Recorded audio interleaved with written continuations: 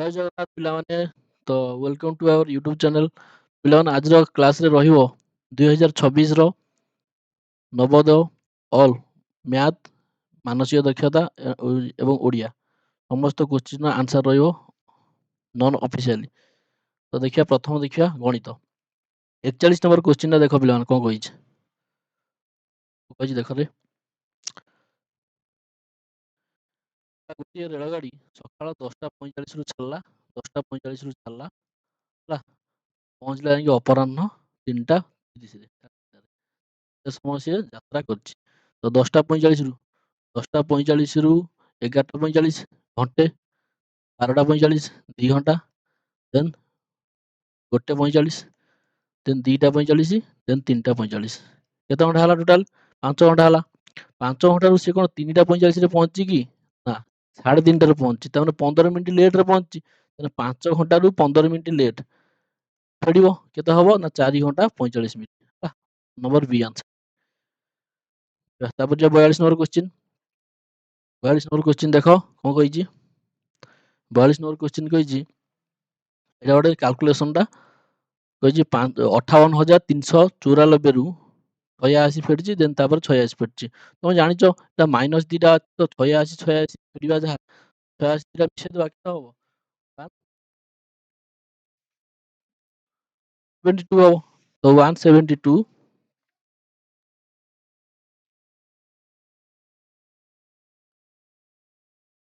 ଦେଖ, ପ୍ରଥମେ କ'ଣ କରିବା ନା 86ରେ 86 ଫେରିବା ଯାହା 86 ଦୁଲେ 86 ଗୁଣନ 2, ତ 2 17 172। ତ ଆଗେ କ'ଣ କରିବା ନା 58,394ରୁ 172 ଫେରିଦବା। କେତେ ହବ ନା 58,222 ଏତିକି ହବ। ତ ଏତିକି ଦେଖ, 58,222 ଏଇପଟେ ରହିଲା କୋଉ ପଟେ? LHS 58,222, ଦେନ୍ ସମାନେ ଏଇଠି ଗୋଟେ ଡ୍ୟାସ୍, ତାମାନେ ସପୋଜ ଏଇଟା ଇଣ୍ଟୁ ଏଇଟା, ତାମାନେ ଏଇ ଯୋଉ ଗୁଣନ ଏଇ ଯୋଉ 86ଟା ଏପଟିକି ଆସିବ ନା, ଆସିଲେ କ'ଣ ହେଇଯିବ? ହରି ହେଇଯିବ। ତ 86ରେ ହରିଲେ କେତେ ହେଇଯିବ? ନା 86ରେ ହରିଲେ କେତେ ହବ? ଅପସନ ନମ୍ବର ଏ ହବ। ହେଲା, 677 ହବ। ବୁଝିପାରିଲ ନା ନାହିଁ? ଯିବା ନେକ୍ସଟ କ୍ୱେଶ୍ଚିନ୍ ଯିବା। ଏଟା ଗୋଟେ କାଲକୁଲେସନ ପାର୍ଟ ପିଲାମାନେ। ତ ଏଠି ଜାଗା ନାହିଁ ବୋଲି କରି ହଉନି, ନହେଲେ ଏଟା ସ୍ପଷ୍ଟ ଭାବରେ କରିହବ। କାଲକୁଲେସନ ପାର୍ଟ ଦେଖ, ଏଇଟା ଗୋଟେ ବଢିଆ କ୍ୱେଶ୍ଚିନ୍ଟା କହିଛି। ଗୋଟିଏ ବାକ୍ସରେ କେତେ ଥିଲା ନା ଅଣ୍ଡା ଥିଲା। ହେଲା, 500 ଅଣ୍ଡା ଥିଲା। ଗୋଟେ ବାକ୍ସରେ 500ଟା ଅଣ୍ଡା ଥିଲା, ତା ଭିତରୁ ଭାଙ୍ଗିଗଲା। ଦେଖ, ତାମାନେ 500 ଅଣ୍ଡାରୁ ଦେଖ 500 ଅଣ୍ଡାରୁ 500 ଅଣ୍ଡାରୁ ଭାଙ୍ଗିଗଲା କେତେଟା ନା 3/25। ହେଲା, ତାହେଲେ 25 ଏନେ କାଟିଦିଅ। ଡାଇରେକ୍ଟ 25 କାଟିବା 20, 25 ଦିଲେ 50, 20, ତାହେଲେ କେତେଟା ଅଣ୍ଡା ଭାଙ୍ଗିଗଲା କି ରେ? 60ଟା ଅଣ୍ଡା ଭାଙ୍ଗିଗଲା। ହେଲା, ଦେନ୍ ତାପରେ କ'ଣ କହିଲା ଦେଖ, ସମୁଦାୟ ଅଣ୍ଡା ସଂଖ୍ୟାର, ସମୁଦାୟ ଅଣ୍ଡା ଥିଲା କେତେଟା? ତାହେଲେ 60ଟା ଅଣ୍ଡା ଭାଙ୍ଗି ଯାଇଛି। ହେଲା, ଦେନ୍ ତାହେଲେ ସମୁଦାୟ ଅଣ୍ଡା ଥିଲା କେତେଟା? ନା 500 ଅଣ୍ଡାର 1/5 ଭାଗ କ'ଣ ହେଲା? ନା ଅତିଥି ଯୋଉ ଆସିବେ ତାଙ୍କ ପାଇଁ ରଖା ହେଲା। ତାହେଲେ ଟୋଟାଲ କେତେଟା ହେଇଥିବ? ତାହେଲେ 100ଟା ଅଣ୍ଡା। ହେଲା, ଇଏ 60ଟା ଅଣ୍ଡା ଭାଙ୍ଗିଥିଲା, ଇଏ 100ଟା ଅଣ୍ଡା ରଖା ହେଲା। ଟୋଟାଲ କେତେଟା ହେଲା? 160ଟା ଅଣ୍ଡା। ତାହେଲେ 160ଟା ଅଣ୍ଡାରୁ, ତାହେଲେ 500 ଅଣ୍ଡାରୁ 160ଟା ଅଣ୍ଡା ରଖା ହେଲା, ରହିଲା କେତେଟା? ନା 340ଟା। ହେଲା, ଅପସନ ନମ୍ବର ସି। ଯିବା ତାପରେ କ୍ୱେଶ୍ଚିନ୍ ଯିବା। 44 ନମ୍ବର କହିଲା ଜଣେ ଦୋକାନୀ, ସିମ୍ପଲ କ୍ୱେଶ୍ଚିନ୍, ଏଟା ସିମ୍ପଲ କ୍ୱେଶ୍ଚିନ୍ ଅଛି। କ'ଣ? ଜଣେ ଦୋକାନୀ ତାର ଦେଇଛି କ'ଣ ନା କିଣା ମୂଲ୍ୟ ଦେଇଛି, କ୍ରୟ ମୂଲ୍ୟ ଦେଇଛି 200 ଟଙ୍କାରେ ଗୋଟେ ଜିନିଷ, ଗୋଟେ କାନ୍ଥ ଘଣ୍ଟାକୁ କିଣିଲା, 40 ଟଙ୍କା ଲାଭରେ ବିକିଲା, ଦେନ୍ କେତେ ଟଙ୍କା ସେ ବିକିଥିବ? ହେଲା, 40 ଟଙ୍କା ଲାଭରେ ବିକିଲା। ତାହେଲେ ଆମେ ଜାଣିଛନ୍ତି ଲାଭ ସମାନେ କ'ଣ? ସିମ୍ପଲ ଭାବରେ ଲେଖୁଛି, ଲାଭ ସମାନେ କ'ଣ ନା ବିକ୍ରୟ ମୂଲ୍ୟ ଫେରାଣ କ୍ରୟ ମୂଲ୍ୟ। ଏଇଆ ତ ବିକ୍ରୟ ମୂଲ୍ୟ ଫେରାଣ କ୍ରୟ ମୂଲ୍ୟ। ଏଠି ଲାଭ ଦେଇଛି କେତେ? 40 ସମାନେ 40 ସମାନେ ବିକ୍ରୟ ମୂଲ୍ୟ କେତେ ଟଙ୍କା? ଜାଣିନାହାନ୍ତି। ଫେରାଣ କ୍ରୟ ମୂଲ୍ୟ କେତେ ଟଙ୍କା? ନା 200 ଟଙ୍କା। ତ ଏଇ 200ଟା ଏପଟିକି ଆସିଲେ କ'ଣ ହବ କି ରେ? ମିଶିଯିବ, ଫେରି ହେଇଛି 200ଟା। ତ ବିକ୍ରୟ ମୂଲ୍ୟ ସମାନେ କ'ଣ ହବ? ନା 40 ମିଶାଣ 200। ତାପରେ 40 ମିଶାଣ 200 କେତେ ହବ? 240 ଟଙ୍କା। 240 ଟଙ୍କା ହବ ଆନ୍ସର, ଅପସନ ନମ୍ବର ସି ହବ। 240 ଟଙ୍କା କ'ଣ କରିଥିବ? ସିଏ ବିକିଥିବ, ଯାହା ଫଳରେ କି 40 ଟଙ୍କା ଲାଭ ହେଲା। ଭୁଲ ଜିନିଷ। ତାପରେ ଯିବା 45 ନମ୍ବର କ୍ୱେଶ୍ଚିନ୍।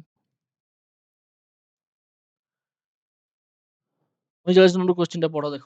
କହିଲା ଜଣେ ଫଳ ଦୋକାନୀ, ଏଟା ବି ସେଇଭଳିଆ ଦେଖ, ଜଣେ ଫଳ ଦୋକାନୀ କ'ଣ କଲା ନା 1500 ଟଙ୍କାରେ ଗୋଟେ ଫଳ କିଣିଲା। ହେଲା, ଫଳ କିଣିଲା, ସେଓ କିଣିଲା। ଦେନ୍ ତାପରେ କଣ କଲା 100 ଟଙ୍କା ଖର୍ଚ୍ଚ କଲା। କଣ ପାଇଁ? ନା ଆଣିବା ପାଇଁ। ମନେକର ଟଲିରେ କିମ୍ବା ଯେକୌଣସି ଗାଡ଼ିରେ ଆଣିଲା 100 ଟଙ୍କା ଖର୍ଚ୍ଚ କଲା। ତାହେଲେ ଟୋଟାଲ କେତେ ଟଙ୍କା ଖର୍ଚ୍ଚ ହେଲା? ତାହେଲେ 1600 ଟଙ୍କା। ତାହେଲେ 1600 ଟଙ୍କା ଅଲରେଡି ସିଏ କଣ କଲା? ନା ତାର ସେଉଟାକୁ କିଣିଲା। ତାମାନେ ଖର୍ଚ୍ଚ କରିଛି ମାନେ କିଣିଛି ନା କିଣିନି? ତାମାନେ ଖର୍ଚ୍ଚ କରିଦେଇଛି ଅଲରେଡି 1600 ଟଙ୍କା। ତାପରେ ବିକିଲା ବେଳକୁ କେତେ ଟଙ୍କାରେ ବିକିଲା? ନା 2236 ଟଙ୍କାରେ ବିକିଲା। ତ ଲାଭ ହେଇଛି। ବୁଝିପାରିଲ ନା ନାହିଁ? ତ ଲାଭ ହେଇଛି। କେତେ ଟଙ୍କା ଲାଭ ହେଇଛି? ନା ଫେଡ଼ିଦବା 1600 ରୁ 2200 ଏତିକି। ଫେଡ଼ିଲେ କେତେ ହବ? 636 ଟଙ୍କା ଲାଭ। ଅପସନ ନମ୍ବର ବି ହେଲା। ଅପସନ ନମ୍ବର ବି ହବ। ଦେନ୍ ତାପରେ ଯିବା 46 ନମ୍ବର କ୍ୱେଶ୍ଚିନ୍। 46 ନମ୍ବର କ୍ୱେଶ୍ଚିନ୍ ଟା ପଢ। କହିଲା ଗୋଟିଏ ପଞ୍ଚଭୁଜର ପରିମାପ କହିଲା କେତେ? ନା 80। ଦେନ୍ ତାପରେ କହିଲା କଣ? ନା ଚତୁର୍ଥ ଆମର କଣ 4ଟି ଭୁଜର ଯୋଗଫଳ ହେଲା ଏତିକି। ସିମ୍ପଲ। 80 ରୁ 63 ଫେଣିଲେ 17। ଅପସନ ନମ୍ବର ଡି ହବ 17। ଦେନ୍ ତାପରେ ଯିବା 47। ପିଲାମାନେ କ୍ୱେଶ୍ଚିନ୍ ସହଜ ଥିଲା ହେଲା। ସହଜ ଥିଲା। ଆଶା କରୁଛି ତମେମାନେ ସବୁ ଭଲ କରିଥିବ, ଭଲ ସ୍କୋର କରିଥିବ। ଦେନ୍ ୟା ପରେ ପିଲାମାନେ କିଛି ଓରି ହବନି। ଯାହାର ଖରାପ ହେଇଛି କିଛି ଓରି ହବନି। ୟା ପରେ ଆମ ଏଇ ଚ୍ୟାନେଲରେ ଆଦର୍ଶ ପାଇଁ ପଢା ହଉଛି। ଆଦର୍ଶ ପାଇଁ ଡେଲି କ୍ଲାସ ହଉଛି। ଦେଖିବ ଯାଇକି ଆଦର୍ଶ। ଦେନ୍ ତାପରେ ଯାହା ସବୁ ସ୍କଲାରସିପ୍ ବାହାରୁଛି ସବୁ ଏଇଥିରେ ପଢା ହଉଛି। ଦେଖିବ ସମ୍ପୂର୍ଣ୍ଣ ଭାବରେ ମାଗଣାରେ ପଢା ହଉଛି। 47 ନମ୍ବର ଦେଖ। ଏକ ସମ୍ପୂର୍ଣ୍ଣ କୋଣର ସମକକ୍ଷ କେତୋଟି? ତାମାନେ ସେ କହୁଛି ଗୋଟେ ସମ୍ପୂର୍ଣ୍ଣ କୋଣର ସମକକ୍ଷ କେତୋଟି? ତାମାନେ 4ଟି ହବ। ମନେ କରାଯାଉ 360। 360 ହରଣ 4 କେତେ ହବ? 90। ତ 90 ହେନେ ସମାନ 4ଟା କୋଣ 90 ଡିଗ୍ରୀ ହେନେ କେତେ ହବ କି? ସମକୋଣୀ ହେଲା। ଅପସନ ନମ୍ବର ଡି ହବ। ଦେନ୍ ତାପରେ ଯିବା 48 ନମ୍ବର। ଗୋଟିଏ ଆୟତକ୍ଷେତ୍ରର ସମସ୍ତ କୋଣର ଯୋଗଫଳ କେତେ? ସିମ୍ପଲ। ଗୋଟେ ଆୟତକ୍ଷେତ୍ରର ସମସ୍ତ ଯୋଗ ଇଏ 90 ଇଏ 90 ଇଏ 90 ଇଏ 90 ତାହେଲେ 90 ଗୁଣନ 60 90 ଗୁଣନ 4 360 ହେଲା। 360 ତାପରେ ଯିବା 49 ନମ୍ବର। 49 ନମ୍ବର କଣ ଥିଲା ଦେଖ। ଗୋଟେ ପାରାଗ୍ରାଫ ମୁଁ ପଢେଇଛି। ବାର ପିଲାମାନଙ୍କୁ ପଢେଇଛି ପାରାଗ୍ରାଫ କହିଛି। ଗୋଟେ ଆସିବ। ଦେଖ କଣ କହିଛି? କହିଛି ଗୋଟେ 115 ପରିବାର ସର୍ଭେ ହେଲା। ସେମାନଙ୍କ ମଧ୍ୟରୁ କଣ କଣ ସର୍ଭେ ହେଇଛି ଦେଖ। ଏଇଟା ପ୍ରଥମ ପରିବାର, ଦ୍ୱିତୀୟ, ତୃତୀୟ ସନ୍ତାନ ସଂଖ୍ୟା। ମାନେ ତମେ 5ଟା ଜଣ ପରିବାର, 5ଟା ପରିବାର। ତାପରେ ଏଇଟା କେତେ? ଏଇଟା ହଉଛି 5। ଏଇଟା 20। ଦେନ୍ ତାପରେ 2 ନମ୍ବରଟା କେତେ? 30। 3 ନମ୍ବରଟା କେତେ? 35। 4 ନମ୍ବରଟା ହଉଛି 5। ଟୋଟାଲ ମିଶେଇଦବ କେତେ ହବ? 5 10 ନହେଲେ ଗଲା 3 3 6 7 1 3 6 2 8 8 1 9 90। 115 ପରିବାରରୁ 90 ହେଇଯାଇଛି। ରହିଯାଇଛି କେତେ ବାକି? 25। ସନ୍ତାନ ରହିଗଲେ ହେଲା। କେତେ ରହିଗଲେ? 25 ରହିଗଲେ। ଅପସନ ନମ୍ବର କେତେ ହବ? ସି ହବ ହେଲା। ତାପରେ 50 ନମ୍ବର ହେଲା। 1 ରୁ 11 ଭିତରେ ମୂଳିକ ସଂଖ୍ୟା ଗୋଟେ 2 3 ଆଉ ଗୋଟେ କେତେ? 5 ଆଉ ଗୋଟେ 7 ହେଲା। 9 ହବନି। ଠିକ ହବ। ଠିକ ହବ। ଏତିକି ମଧ୍ୟରେ ଖୋଜା। 1 ହବ ନାହିଁ କି 11 ବି ହବ ନାହିଁ। ଯିବ 11 ଗୋଟେ ମୂଳିକ ସଂଖ୍ୟା ହେଇପାରେ। ପଚାର ମଧ୍ୟରେ 2 3 5 7 ହବ ହେଲା। 4 ହବ।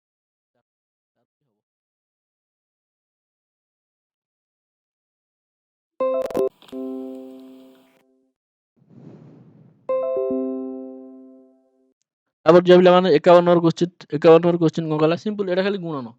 ଏଟା ଗୁଣିବ। ଏଟା ଅପସନ ନମ୍ବର କେତେ ହବ କହିଲେ? ସି ହବ ହେଲା। ସିମ୍ପଲ ଗୁଣନ ଗୁଣିବ। ଯଦି ୟୁନିଟ୍ ଡିଜିଟ୍ ରେ ଦେଖ, ତମେ କହିବ 9 ରେ 9 ଗୁଣିଲେ 1। ୟୁନିଟ୍ ଡିଜିଟ୍ ରୁ 1 ରୁ ମୁଁ ଜାଣିଦେବି କେମିତି? ଏଠି ଅପସନ ବି ରେ 1 ଅଛି, ଏଠି 1 ଅଛି, ଏଠି 1 ଅଛି ହେଲା। ହେଲା ବୁଝିପାରିଲ ନା ନାହିଁ? ଗୁଣିଦବ ହେଇଯିବ। ତମେ ଯେତେବେଳେ ଗୁଣିବ ପ୍ରଥମ 2ଟା ଡିଜିଟ୍ ଦେଖିଦବ, ପଳେଇ ଆସିବ ହେଲା। 2ଟା ଡିଜିଟ୍ ରେ ପଳେଇ ଆସିବ, ଜାଣିଦବ କଣ ହବ। ତାପରେ ଯିବା 52। 52 ସିମ୍ପଲ। କହିଛି ଦଶମିକ ଗୁଣିବ। ତମକୁ କଣ କହିଥିଲି? ଦଶମିକ ଉଠେଇଦବ। ଉଠେଇଦେଲେ ଏଟା 2 ଏଟା 3। ତ 2 ରେ 3 ଗୁଣିଲେ କେତେ ହବ? 6। ତ ଦଶମିକ ପରେ ଏଠି 2ଟା ଅଛି, ଏଠି ଗୋଟେ ଅଛି। ତା ମାନେ 2 1 3ଟା ଛାଡିକି ବସିବ। ଗୋଟେ ନାହିଁ ମାନେ 2ଟା, ଗୋଟେ 2ଟା ହେଲା। ଦଶମିକ 006 କୋଉଟା ହବ? ଅପସନ ନମ୍ବର ଏ ହବ ହେଲା। ତାପରେ ଯିବା 53। 53 କହିଲା 64 ର ସମସ୍ତ ଗୁଣନୀୟକ ର ଯୋଗଫଳ କେତେ? ତାହେଲେ 64 ର ଗୁଣନୀୟକ ସବୁ କିଏ କିଏ ହେବେ? ଦେଖ ଏଇପରି ଲେଖୁଛି ଦେଖ। 1 ଗୋଟେ, 2 ହବ, 3 ହବ କି? ହବନି। 4 5 ହବ କି? ନା। 6 ହବନି। 7 ହବନି। 8 ହବ। 9 ହବନି। 10 ହବନି। 11 ହବନି। 12 ହବ କି? ହବନି। 13 14 15 16 16 ହବ। 16 64 ତାପରେ 32 ତାପରେ 64 ଏଟା ମିଶେଇବ। ଟୋଟାଲ ହବ କେତେ? 127 ହେଲା। ବୁଝିପାରିଲ ନା ନାଇଁ? 1 ନମ୍ବର ସି ହବ 127। ତାପରେ ଯାହା 54 ନମ୍ବର କହିଲା 20 30 ର ସିମ୍ପୁଲ ଗସାଉ କେତେ? ଗରିଷ୍ଠ ସାଧାରଣ ଗୁଣନୀୟକ ମାନେ ଗସାଉ କେତେ? ସି ହେଲା 10। ତାପରେ ଯିବା। ସବୁ ଜିନିଷ ମୁଁ ପଢେଇଛି ରେ ପିଲାମାନେ, ସବୁ ସିଲାବସ କଭର କରିଛି, ବାର ବହୁତ ଥର କ୍ୱେଶ୍ଚିନ୍ କରେଇଛି ହେଲା। ତ ତାପରେ କହିଲା 55 ନମ୍ବର, ଖୁସି ଲାଗିଲା ପିଲାମାନେ ସବୁ ଯେତେବେଳେ ବାହାରିକି ଆଇଲେ କ୍ୱେଶ୍ଚିନ୍, ଯେତେବେଳେ ହଲରୁ ବାହାରିକି ଆଇଲେ ପିଲାମାନେ ସବୁ କହିଲେ ସାର୍ ଯୋଉ ସବୁ ଜିନିଷ ପଢେଇଥିଲେ ଆପଣ ସବୁ ସେଟ୍ ପଢିଛି। ମୁଁ ପାଖାପାଖି ପିଲାଙ୍କୁ ଆପ୍ରୋକ୍ସିମେଟଲି 15ରୁ 16ଟା ସେଟ୍ କରେଇଥିଲି। 15ରୁ 16ଟା ସେଟ୍ ମାନେ ଏଇ ସବୁ କ୍ୱେଶ୍ଚିନ୍ ବାର କରେଇଥିଲି ହେଲା। ତ ସବୁ ଜିନିଷ ଆସିଛି। ତାପରେ ଯିବା 55 ନମ୍ବର। 55 ନମ୍ବର କଣ କହିଲା? କହିଲା ଏରା ସିମ୍ପୁଲ, ଖାଲି ଏଟାକୁ ଏଟା ମିଶେଇବା, ଇଏ ମିଶେଇବା, ମିଶେଇଲେ କଣ ହବ ତାପରେ ଦେଖିବା ଏଇଟା ଫେଡ଼ିବା। ଗୋଟେ ଜିନିଷ ତମେ ଲକ୍ଷ୍ୟ ରଖ। ଲକ୍ଷ୍ୟ ରଖ, ଦେଖ କେମିତି ଗୋଟେ ଜିନିଷରେ ମାନେ ୟୁନିଟ୍ ଡିଜିଟରୁ କେମିତି ଆନ୍ସରଟା ବାହାରିବ। ଦେଖ ତମେ କଣ କରିବ ନା ଏଠି ମିଶେଇବ 6.083 ତାପରେ ମିଶେଇବା କେତେ? 60, ମାନେ 60.82 ତାପରେ ମିଶେଇବା କେତେ? 608.2 ମିଶେଇଲା ପରେ ଏଇ ଯୋଉ ୟୁନିଟ୍ ଡିଜିଟରେ କଣ ଆସିବ କିରେ? 2 ନୁହେଁ କିରେ? ଏଇଟା 2 ଅଛି, 2। ତ ଯେତେବେଳେ ଫେଡ଼ିବା କୋଉଟା ଫେଡ଼ିବା? ଏଇଟା ଫେଡ଼ିବା ନା ଫେଡ଼ିବାନି? ଯେତେବେଳେ ଏଇଟା ଫେଡ଼ିବା ତ ଏଠି କେତେ ହଉଛି? 8 0 1 ଦଶମିକ ତାପରେ ଚାଲିବ। ତ ଏତିକିରୁ ଫେଡ଼ିବାନି କି ଆମେ? କୋଉଟା ଫେଡ଼ିବା? ନା 0.08 2। ତ ଏଠି କିଛି ନାହିଁ ମାନେ 0, ତ 0ରୁ 2 ଗଲେ କେତେ? 8। ତ ୟୁନିଟ୍ ଡିଜିଟ୍ କାର ଅଛି 8? କାର ଅଛି 8? କେବଳ ଅପସନ ନମ୍ବର ବି ରେ ଅଛି, କେବଳ ଅପସନ ବି ରେ ଅଛି 8, ଅଛି ନା ନାହିଁ? ତାହେଲେ କଣ ହବ? ଆନ୍ସର କଣ ହବ? ଆନ୍ସର ହବ ଅପସନ ନମ୍ବର ବି ହେଲା, ଯାହାକି ୟୁନିଟ୍ ଡିଜିଟ୍ 8 ଅଛି। ତମେ ଯଦି ୟୁନିଟ୍ ଡିଜିଟରୁ ପାଇଯାଉଛ ତ କାହିଁକି ଏତେ ମିଶେଇବ, ତାକୁ ଫେଡ଼ିବ କଣ ପାଇଁ ଏତେ କରିବ? ବୁଝିପାରିଲ ନା ନାହିଁ? ଯଦି ହବ ସେମିତି ସବୁ ଜିନିଷ ମିଶେଇବ ଦେନ୍ ତାପରେ ଫେଡ଼ିବ, ଆନ୍ସର ହିଁ ଏଇଆ ବାହାରିବ। ତାପରେ ଯିବା 56 ନମ୍ବର। 56 ନମ୍ବର ସିମ୍ପୁଲ, ଯେ 54 ଥିଲା ସେମିତି 56। କଣ ନା ଗୁଣିବ ଆଗେ। ଏଠି ଦେଖ ଦଶମିକ ଉଠେଇଦବ, ଉଠେଇଦେଲେ ଇଏ 1 ଇଏ 1 ଇଏ 1, ତାହେଲେ 1 କେ 1 1 କେ 1 ତାହେଲେ 1 କେତେଟା ବସିଛି? ଏଠି ଦଶମିକରେ 1, ଏଠି 2ଟା, ଏଠି 3ଟା, ତାହେଲେ ଟୋଟାଲ 3ଟା ଛାଡ଼ିକି ବସିବ। ତ 1 1 1 2 1 ଇଏ 1, ତାହେଲେ ଦଶମିକ 0 0 1 କୋଉଟା ହବ? ଆନ୍ସର ବି ହବ ହେଲା। ତାପରେ ଯିବା 57 ନମ୍ବର। 57 ନମ୍ବର କଣ କହିଛି ଦେଖ? 57 ନମ୍ବର କହିଛି ସିମ୍ପଲିଫାଏ, ଖାଲି ସିମ୍ପଲିଫାଏ କରିବା ପାଇଁ କହିଛି। ତାହେଲେ 3/2 ହେଲା, 3/2 ହରଣ ଅଛି, ଏଇଟା ଡାଇରେକ୍ଟ ଗୁଣନ କରିଦବା। କଣ ହବ ଏଇଟା? ତାହେଲେ 2/3 ହବ, ଗୁଣନ 2। ତମେ କହିବ ସାର୍ ଆଗେ ଗୁଣିବା, ଏଇଟାକୁ ଆଗେ ଗୁଣିବା। ମୁଁ ପଢେଇଛି ଆଗେ ହରଣ ଦେନ୍ ଗୁଣନ ତାପରେ ମିଶ୍ରଣ ଫେଡାଣ ହେଲା। ଦେନ୍ ଯଦି ବନ୍ଦନୀ ଥିବ ଆଗେ ବନ୍ଦନୀ ହବ, ବର ହଗୁ ମିଫେ କହିଛି ଆଗେ। ତାପରେ ଯିବା କଣ? ମିଶାଣ 3/2 ଅଛି, ତ ଏଠି 2 କୁ 2 କଟିଲା, 3 କୁ 3 କଟିଲା, ରହିଗଲା କିଏ? ଏଠି କେବଳ 2 ରହିଗଲା। 2 ମିଶାଣ 3/2, ତ ଏଠି ମିଶେଇଲେ କେତେ ହବ? ନା 2 ଲସାଗୁ ହବ 2, ଇଏ 4 ମିଶାଣ 3 7/2, 7/2 ହବ, ଅପସନ ନମ୍ବର ସି ହବ ହେଲା। ତାପରେ ଯିବା 58 ନମ୍ବର କ୍ୱେଶ୍ଚିନ୍ ଦେଖ, କହିଲା କଣ ନା ଏଇଟାକୁ ଦଶମିକରେ ଲେଖ। କେତେଟା ସଂଖ୍ୟା? ମୁଁ କହିଛି ତଳେ କେତେଟା ଅଛି ଶୂନ? 1 2 3ଟା ଶୂନ ଅଛି। ଯେତେବେଳେ ଉପରକୁ ଯିବ, ଉପର ଡାହାଣରୁ 3ଟା ସଂଖ୍ୟା ଛାଡିକି ଦଶମିକ ବସିବ। ତାମାନେ ଆଖି ବୁଜି ଯୋଉ ସଂଖ୍ୟା ଅଛି ସେଇ ସଂଖ୍ୟା ଲିଖିଦବ। କେତେ ଅଛି? 9 9 9 3ଟା ଅଛି, ତ 3ଟା ସଂଖ୍ୟା ଛାଡିବ, 1 2ଟା 3ଟା ଛାଡିକି ଦଶମିକ ବସିବ ହେଲା। ବସେଇ କଣ ହବ? ତାହେଲେ ଅପସନ ସି ହବ ହେଲା, ଅପସନ ସି ହବ। ତାପରେ ଯିବା 59। ମୁଁ ଆଶା କରୁଛି ତମେ ସବୁ କରିଥିବ ପିଲାମାନେ। ଇଜି କ୍ୱେଶ୍ଚିନ୍ ଥିଲା, ବହୁତ ଇଜି କ୍ୱେଶ୍ଚିନ୍ ଥିଲା। 2025 କମ୍ପାରିଜନରେ 2026ରେ ବହୁତ ଇଜି କ୍ୱେଶ୍ଚିନ୍ ଥିଲା। ତାପରେ ଯିବା, ଏଇଟା କହିଛି ଭଗ୍ନାଂଶ ଲେଖିବା ପାଇଁ। ସିମ୍ପୁଲ, ଯାହା ଉପରଟା ସେଇଆ। କଣ? ଆଗେ ଲେଖିଦବ ଯୋଉ ସଂଖ୍ୟା ଥିଲା, ଗାର ଦବ, 1 ଲେଖିବ। କେତେଟା ସଂଖ୍ୟା ଦଶମିକ ପରେ କେତେଟା ସଂଖ୍ୟା ଅଛି? 1 2ଟା 3ଟା, 3ଟା ଶୂନ ହେଲା। କାଟିବ ଏଇଟା କାହିଁକି ନା ଏଟା କଟୁଛି, 2ରେ କଟୁଛି। 2 1 0, 2 କେ 2, 2 କେ 2 ନ ଦୁଲେ 18, ଏଇଆ ତ 119। ଇଏ କଟିଲେ କେତେ ହବ? 500। 119/500 କୋଉଠି ଅଛି? ଅପସନ ଏ ରେ ଅଛି। ତାପରେ ଯିବା 60। ଲାଷ୍ଟ କ୍ୱେଶ୍ଚିନ୍ ଦେଖ, ବଢିଆ କ୍ୱେଶ୍ଚିନ୍ ଟା ଅଛି ଏଟା ଦେଖ। ସେ କହିଛି ଏଇଟା ଗୋଟେ ବର୍ଗ ସେଣ୍ଟିମିଟର, ମନେ କରାଯାଉ ଏଇଟା ଗୋଟେ ବର୍ଗ ସେଣ୍ଟିମିଟର। ତାମାନେ ବର୍ଗ ସେଣ୍ଟିମିଟର ହେନେ ଏଇଟା ଗୋଟେ ବର୍ଗାକାର କ୍ଷେତ୍ର, ଏଇଟା 10 ହେନେ ଏଇଟା 10। ଦେଖ ସେ କହିଛି କଣ କରିବା ନା 100 ସେଣ୍ଟିମିଟରକୁ ବର୍ଗ ସେଣ୍ଟିମିଟରରେ ପ୍ରକାଶ କରିବା। କେମିତି ହବ ହେଲା? ତ ସପୋଜ ଏଇଟା ଗୋଟେ କଣ? ବର୍ଗକ୍ଷେତ୍ର, ବର୍ଗକ୍ଷେତ୍ର ଏଇଟା 10, ଏଇଟା 10, ତାମାନେ 10 10 ଗୁଣା ହେଇଛି 100 ହେଇଛି ନା ହେଇନି? ତାର କ୍ଷେତ୍ରଫଳ ଏଇ ଯୋଉ 10 ସେଣ୍ଟିମିଟର ଇଏ 10 ସେଣ୍ଟିମିଟର ସେଣ୍ଟିମିଟର ଗୁଣି ହେଇଛି ବୋଲି କଣ ହେଇଛି ସେଣ୍ଟିମିଟର ସ୍କୋୟାର ଯୋଉଟା କି ସେଣ୍ଟିମିଟରର ବର୍ଗ। ତ ଏଇ ଯୋଉ 10 ସେଣ୍ଟିମିଟରଟା ମିଟର କଣ କରିବା 100 ହରିବା ଏଠି 100 ହରିବା ତାହେଲେ ଇଏ 10 ରୁ 10 ଇଏ 0 କଟିଲା ଇଏ 0 କଟିଲା ରହିଲା କିଏ ନା 1/10 ଟାକୁ ଲେଖିବା 0.1 ଗୁଣନ 0.1 ତ 0.1 0.1 ଗୁଣିଲେ କେତେ ହବ 0.01 ବର୍ଗ ମିଟର ହବ ନା କି ସେଣ୍ଟିମିଟର ହବ ବର୍ଗ ମିଟର ମାନେ ମିଟର ସ୍କୋୟାର ବୁଝିପାରିଲ ନା ତାହେଲେ ଅପସନ ନମ୍ବର କଣ ହବ ବି ହବ ହେଲା। ତ ଡାଇରେକ୍ଟ ତମେ ଚାହିଁଥିଲେ ଏଠି ହରି ଦେଇଥାନ୍ତ କେତେ ନା ଏଠି ତମେ 100ରେ ତମେ ଚାହିଁଥାନ୍ତ ଯଦି ଡାଇରେକ୍ଟ ଏଠି 100ରେ ହରି ଦେଇଥାନ୍ତ ତମକୁ କିନ୍ତୁ ଏଟା ବୁଝିବା ପାଇଁ କହିଲି ହେଲା। ତମେ ଏଠି ଡାଇରେକ୍ଟ ଚାହିଁବ ଯଦି କେତେ ଏଟାକୁ କରିବ କେତେ ନା 4ଟା ଶୂନ ହେଲା। ତ ଏଠି 2ଟା ଶୂନ କଟିଲା ରହିଗଲା କେତେ 100 ଯୋଉଟା କି 0.01। ଆଶା କରୁଛି ତମମାନେ ସବୁ ବୁଝିପାରୁଥିବ ପିଲାମାନେ ମ୍ୟାଥ ସବୁ ବୁଝିପାରୁଥିବ। ଯିବା ବର୍ତ୍ତମାନ ଓଡ଼ିଆକୁ ଯିବା। ଓଡ଼ିଆ ଦେଖିବା ଖାଲି ଆନ୍ସର ମୁଁ ଓଡ଼ିଆରେ କହିଦଉଛି ପିଲାମାନେ ଆନ୍ସର ସବୁ କଣ ହବ ଦେନ୍ ତାପରେ ତମେ ସବୁ ଦେଖିଦବ।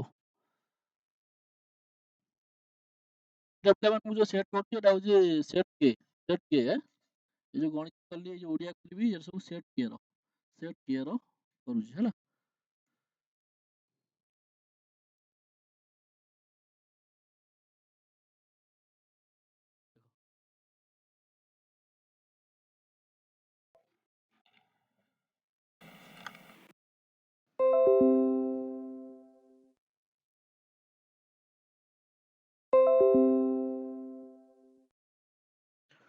ତ ପିଲାମାନେ ଏଟା ମୁଁ ଖାଲି ଆନ୍ସର କହୁଛି କାହିଁକି ତମମାନେ ସବୁ ଅନୁଚ୍ଛେଦ ପଢିଥିବ ଖାଲି ମିଳେଇଦବ କିଏ କୋଉଟା କରିଛ। ଏଟା ହଉଛି କେ ନମ୍ବର ଇଏ ସେଟ୍ କେ ଟା ହେଲା ସେଟ୍ କେ ଟା ଆଉ ଥରେ କହିଦଉଛି ସେଟ୍ କେ ହେଲା ତମର କୋଉ ସେଟ୍ ଅଛି କିନ୍ତୁ ନମ୍ବର ଏକା ଶୁଣ ତମର ସବୁ କୋଶ୍ଚିନ୍ ଏକା ହେଲା କିନ୍ତୁ ନମ୍ବର କାହାର 61 ନମ୍ବରରେ ଏଇ କୋଶ୍ଚିନ୍ ଟା ଅଛି ସେଇ କୋଶ୍ଚିନ୍ ଟା କାହାର 64 ନମ୍ବର ଥାଇପାରେ 65 ନମ୍ବର ଥାଇପାରେ କିନ୍ତୁ କୋଶ୍ଚିନ୍ ଏକା ହେଲା। ଯିବା 61 ନମ୍ବର ଆନ୍ସର ହବ ଏ ତାପରେ ଯିବା 62 ନମ୍ବର ଆନ୍ସର ଏ କଣ ହବ ନା କଣ ହବ ଏହା ଏକ ବିରଳ କଳାକୃତି। 62 ନମ୍ବର ଆନ୍ସର କଣ ହବ ବି ଆନ୍ସର ହବ ବି ହାର। 63 ନମ୍ବର ଆନ୍ସର କଣ ହବ ତାର ହବ ଏ ହେଲା ଏ କୋଉଟା ହବ ଏ ହବ ସତ୍ୟ ମାତ୍ର ସତ୍ୟ ନୁହେଁ ହେଲା। 64 ନମ୍ବର ଆନ୍ସର ହବ ଏ ତାର ଏ ହବ ହେଲା। ତାପରେ 65 ନମ୍ବର ଆନ୍ସର ହବ ବି ଦେନ୍ ତାପରେ 65 ଗଲା ତାପରେ ଯିବା 66 ନମ୍ବର ଆନ୍ସର ହବ ସି 66 ଆନ୍ସର ସି ଦେନ୍ ତାପରେ 67 ନମ୍ବର 67 ଆନ୍ସର ହବ ବି 68 ଆନ୍ସର ହବ ବି ହବ ଆନ୍ସର ବି 69 ଆନ୍ସର ହବ ସି ହବ। ଦେଖୁଥିବ ପିଲାମାନେ ଏଥିରେ ବୁଝିବାର କିଛି ନାହିଁ ଖାଲି ଆନ୍ସର ଦେଖ ମିଳାଅ ଦେନ୍ ତାପରେ 70 ଆନ୍ସର ଡି ହବ ହେଲା। ତାପରେ ଯିବା ଅନୁଚ୍ଛେଦ 3 2 ଗଲା 2ଟା ଅନୁଚ୍ଛେଦ ଗଲା ଅନୁଚ୍ଛେଦ 3 କହିଲା ଦେଖ 71 ହବ ଆନ୍ସର ବି ଉପଯୋଗୀ 72 ହବ ଆନ୍ସର ସି ହବ ବିଭିନ୍ନ ରଙ୍ଗ ଓ ଆକୃତି ହେଲା। 73 ହବ ଅପସନ ଏ ହେଲା। ତାପରେ 74 ଯିବା 74 ନମ୍ବର ଆନ୍ସର ହଉଛି ବି ଆନ୍ସର ବି 74 ଆନ୍ସର ବି ଦେନ୍ ତାପରେ 75 ଆନ୍ସର ବି ଆନ୍ସର ବି ହେଲା 74 ବି 75 ବି ତାପରେ ଯିବା ଦେଖିଦବା ପିଲାମାନେ ଟିକେ ମିଳେଇଦବା ଆନ୍ସର ହେଲା। ତାପରେ ଯିବା 76 ନମ୍ବର ଆନ୍ସର ହବ ଏଟା ହଉଛି ଅନୁଚ୍ଛେଦ 4 76 ହବ ଆନ୍ସର ବି ହବ ହେଲା ପିତା 77 ହବ ଆନ୍ସର ଏ ହେଲା। ତାପରେ ଯିବା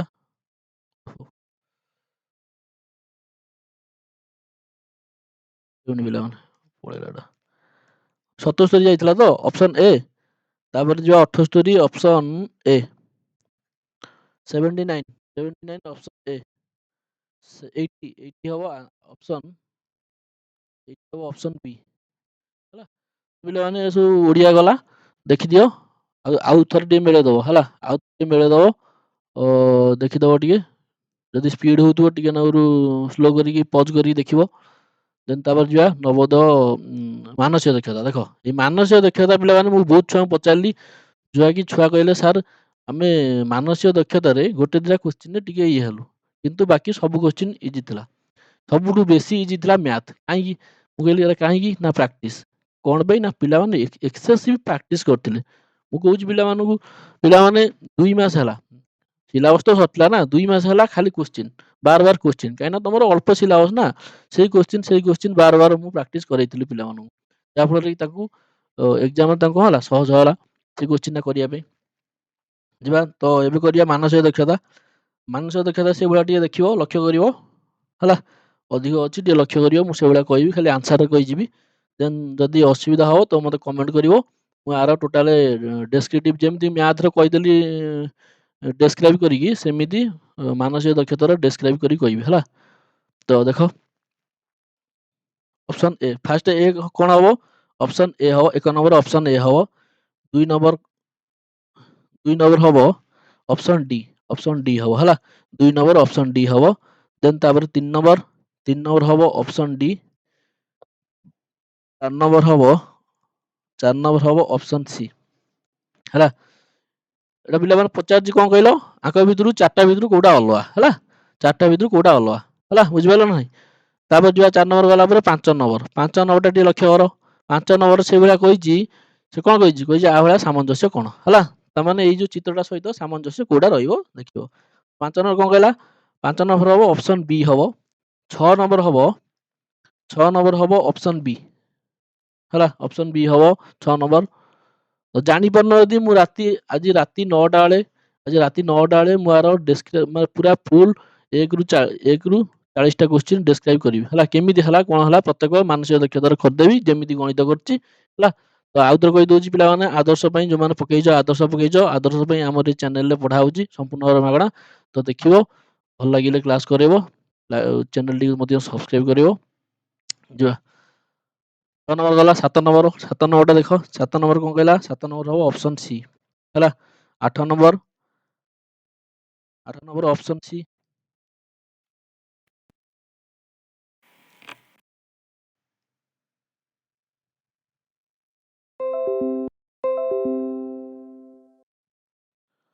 8 ନମ୍ବର ଗଲା ପରେ 9 ନମ୍ବର ଦେଖ। 9 ନମ୍ବର କଣ କହିଲା? 9 ନମ୍ବର ହଉଛି ଅପସନ୍ ସି। 10 ନମ୍ବର ହଉଛି option D. 10 number option D ପରେ 11 ନମ୍ବର ହଉଛି ଅପସନ୍ ଡି। ତାପରେ ଯିବା 11 ନମ୍ବର ପରେ 12 ନମ୍ବର। 12 ନମ୍ବର ହଉଛି option B. 12 number option B ହେଲା। ତାମାନେ ଏଇ ଜାଗାଟାରେ କୋଉଟା ବସିବ, ବୁଝିପାରୁଛ ନା ନାହିଁ? ଏଇ ଜାଗାଟାରେ କୋଉଟା ବସିବ? ଅପସନ୍ ଡି ବସିବ ହେଲା। ବୁଝିପାରିଲ ତ? ଏଇ ଜାଗାରେ କଣ ବସିବ? Option D. ଅପସନ୍ ଡି ଚିତ୍ରଟାକୁ ଆଣି ଯଦି ଆମେ ଏଇଠି ପକେଇବା, ତାହେଲେ ଏଟା ସମ୍ପୂର୍ଣ୍ଣ ଭାବରେ ଠିକ ହବ। ଅପସନ୍ ରେ କଣ ହବ? ନା ଅପସନ୍ ସି ହବ।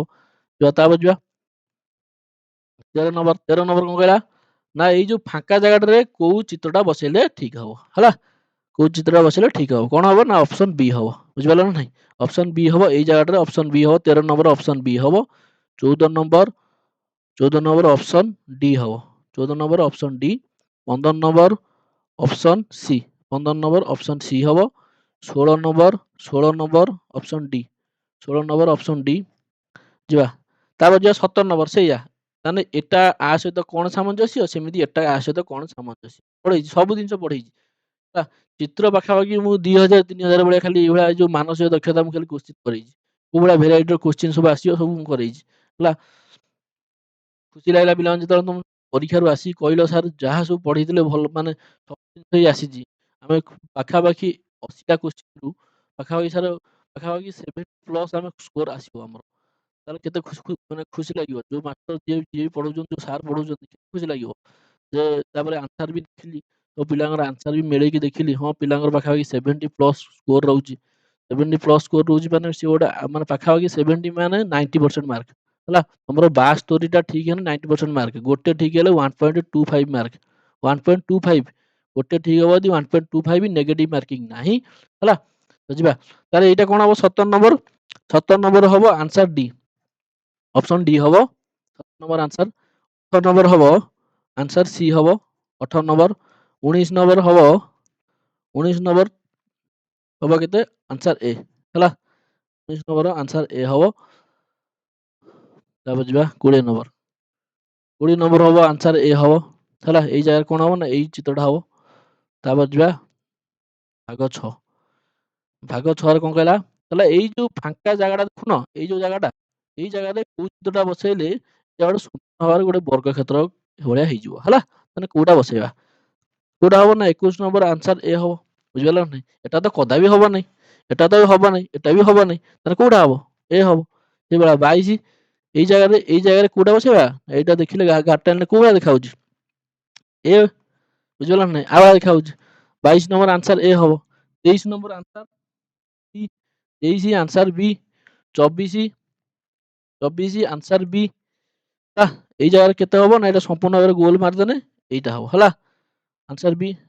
ତାପରେ ଯିବା 25 ନମ୍ବର କ୍ୱେଶ୍ଚିନ୍। ଏଟା ମିରର। ମିରର ଇମେଜ ତୁମକୁ ମୁଁ କହିଛି ମିରର ଇମେଜ, ୱାଟର ଇମେଜ ସବୁ କ୍ୱେଶ୍ଚିନ୍ ମୁଁ କରେଇଛି। ବାର ବାର କହୁଛି ମୁଁ ବାର ବାର କରେଇଛି। ମିରର ଇମେଜ, ୱାଟର ଇମେଜ ପାଖାପାଖି ବହୁତ ଥର କରେଇଛି ହେଲା। ତ ଏଇଟା 25 ନମ୍ବର କଣ ହବ କୁହ? 25 ନମ୍ବର କଣ ହବ? ବି ହବ ହେଲା।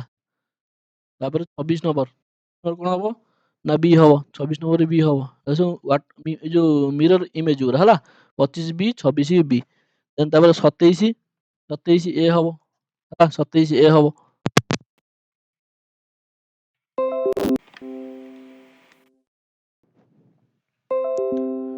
କଣ ପିଲାମାନେ 27 କଣ ହବ? 27 ହବ ଏ ହେଲା। 26 ବି, 27 ଏ। ଦେନ୍ ତାପରେ ଯିବା 28। 28 ନମ୍ବର କଣ ହବ? 28 ନମ୍ବର ହବ ବି ହେଲା। 28 ନମ୍ବର ବି ମିରର ଇମେଜ। ଦେନ୍ ତାପରେ ଆଇଲା କଣ ନା ଫୋଲ୍ଡିଂ ପେପର। ଫୋଲ୍ଡିଂ ପେପର ମାନେ କଣ ତମକୁ କହିଛି ପେପର ଫୋଲ୍ଡିଂ ହବ। ପେପରଟା ପ୍ରଥମେ ଏପଟୁ ଏ ଆଡକୁ ଆଇଲା।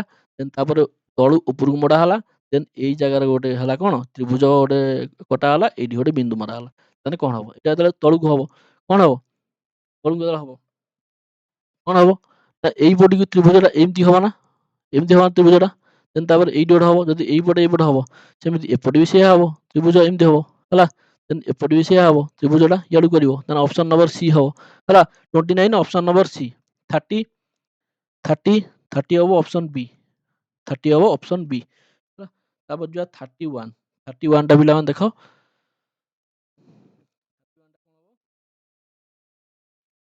31 ଟା ହବ। ସେ କହିଛି ଏଇଟା ଗୋଟେ ପେପର ଫୋଲ୍ଡିଂ ହେଲା। ପେପର ଫୋଲ୍ଡିଂ ହେଲା। ପେପରଟା ଏମିତି ହବ। ତ୍ରିଭୁଜ ଅଛି। ତାପରେ ତ୍ରିଭୁଜଠାରୁ ଏଇଠିକି ଆସିବ। ମାନେ ଏଇଟା ଯୋଉ ଆସିବ ଏମିତି ଆସିବ ହେଲା। କଣ ହବ ନା ଏଇଟା ଏମିତି ହବ। ଏମିତି ହବ। ତ ଯେତେବେଳେ ଏମିତି ହବ ସିଏ କହିଛି ଏଇ ଜାଗାରେ ଗୋଟେ କଣ ହେଇଛି ଛକି ମରା ହେଇଛି। ଏଇ ଜାଗାରେ ଗୋଟେ ପେପରଟା କଟା ହେଇଛି। ତାପରେ ଏଇ ଜାଗା ଯୋଉ କଟା ହେଲା ଏଇଟା ଗୋଟେ ତ୍ରିଭୁଜ ହବ ନା? ଏଇଟା ଗୋଟେ ତ୍ରିଭୁଜ ହେଲା। ଏଇଟା ଛକି ହେଇଛି। ଛକି ମାନେ କେବଳ ଛକିଟା ଏଇଠି ରହିବ ନା କି କୁଆଡେ ଯିବ। ଯେତେବେଳେ ପେପରଟା ଏମିତି ଖୋଲା ହବ କେବଳ ଏଇଠି ଛକି ରହିବ। ତାମାନେ କଣ ହବ ରେ? କଣ ହବ? ନା ଏଇଟା ହବ। ଅପସନ ନମ୍ବର ବି ହବ। ବୁଝିପାରିଲ ନା? ହେଲା ଅପସନ ବି ହବ। ତାପରେ 31 ନମ୍ବର ପରେ 32 ନମ୍ବର। 32 ନମ୍ବର କଣ କହିଛି? ଅପସନ ବି। 32 ହବ ଅପସନ ବି। 33 କହିଲା କଣ ନା ଏଇଟାକୁ ଖଞ୍ଜିବା ଯେତେବେଳେ କେମିତିଆ ଦେଖାହବ? ମୁଁ କହିଥିଲି କାଉଣ୍ଟ କରିବ 1 2 3 ତିନିଟା ଅଛି। ଏଠି ଦେଖନି 1 2 3 ଅଛି। ଏଠି 3 ଏଠି 3 ଏଠି 4 1 2 3 4 5ଟା ଅଛି। ତାମାନେ ଏଇଟାକୁ କାଟିଦବ ହବ ହେଲା। ତାହେଲେ କୋଉଟା ହବ? 33 ନମ୍ବର ଅପସନ ବି ହବ। ବୁଝିପାରିଲ ନା ନାଇଁ? 33 ନମ୍ବର ଅପସନ ବି। ଦେଖୁନ ଏଇ ଫାଳଟା ହଉଛି କେତେ? ଏଇଟା। ଦେନ୍ ଏଇଟା ହଉଛି କଣ ଉପରଟା ହେଲା। କାରଣ ଏଇଟା ତ ପୁରା ସିଧା ଆସିଛି ନା। ସିଧା ତ ଆମର ନାହିଁ। ତାପରେ ଯିବା 34 ନମ୍ବର। 34 ନମ୍ବର କଣ କହିଲା? ଅପସନ ବି। 34 ନମ୍ବର ଅପସନ ବି ହବ। 35 ନମ୍ବର କାହିଁକିନା ପିଲାମାନେ ମୁଁ ଏଟା ସବୁ ଡେସ୍କ୍ରିପସନ କରୁନି। କାହିଁ କଣ ପାଇଁ? ଏଟା ଲେନ୍ଥି ହେଇଯିବ। ଭିଡ଼ିଓ ଲେନ୍ଥି ହେଇଯିବ। ତମେ ଖାଲି ଦେଖେଇ ଦିଅ ମେଳେଇ ଦିଅ କଣ କେମିତି ହେଇଛି। 35 ନମ୍ବର ଅପସନ ଏ ହବ। 36 ନମ୍ବର ହବ ଅପସନ ସି। ତାପରେ ଯିବା 37 ନମ୍ବର। 37 ନମ୍ବର କଣ କହିଛି? 37 ନମ୍ବର ଦେଖ। 37 କହିଛି ଆଙ୍କ ଭିତରୁ କୋଉଠି ଅଛି? ଏଇ ଚିତ୍ରଟା ଆଙ୍କ ଭିତରୁ ଏଠି ଅଛି, ଏଠି ଅଛି ନା ଏଠି ଅଛି ନା ଏଠି ଅଛି? କୋଉଠି ଅଛି? 37 କଣ ହବ? ଅପସନ ବି ହବ ହେଲା। ଏଇଠି ଅଛି। ଏଇଠି ପାଇବା ଆମେ ଏଇ ଚିତ୍ରଟାକୁ ଏଇଠୁ ପାଇବା ହେଲା। ତାପରେ ଯିବା 38 ନମ୍ବର। 38 ନମ୍ବର କହିଲେ ଆଙ୍କ ଭିତରୁ କୋଉଠି ଅଛି? ଏଇ ଯୋଉ ଚିତ୍ରଟା କୋଉଠି ଅଛି ନା 38 ହଉଛି ଅପସନ ଏ। ଏ ରେ ଅଛି। ଏ ରେ ନାଇଁ କି ଏଇଟା ଜେଡ୍ ଭଳିଆ ହବ। ଏମିତି ଅଛି ହେଲା। ଏ ହବ। 39 କହିଲା ବି। ଅପସନ ବି। ବି ରେ ଅଛି। ଦେଖୁନ ଏମିତି ହେଲା। ଏସ୍ ଭଳିଆ ନାଇଁ ଅଛି। 40 କଣ କହିଲା? ଏ। ଅପସନ ଏ। ଏ ରେ ଅଛି। ୱାଇ ଭଳିଆ ହେଇଛି। ଏଇଠି ଗୋଟେ ଗାର ଯାଇଛି ହେଲା। ତ ପିଲାମାନେ ସରିଗଲା 40ଟି କ୍ୱେଶ୍ଚିନ୍ ସରିଗଲା। ଆଶା କରୁଛି ତମମାନେ ସବୁ ଭଲ ଲାଗିଥିବ। ତ ଭଲ ଲାଗିଥିଲେ ପିଲାମାନେ ଚ୍ୟାନେଲକୁ ଲାଇକ୍ ଆଣ୍ଡ ସବସ୍କ୍ରାଇବ କରିବ। ରହୁଛି ପିଲାମାନେ। ଜୟ ଜଗନ୍ନାଥ।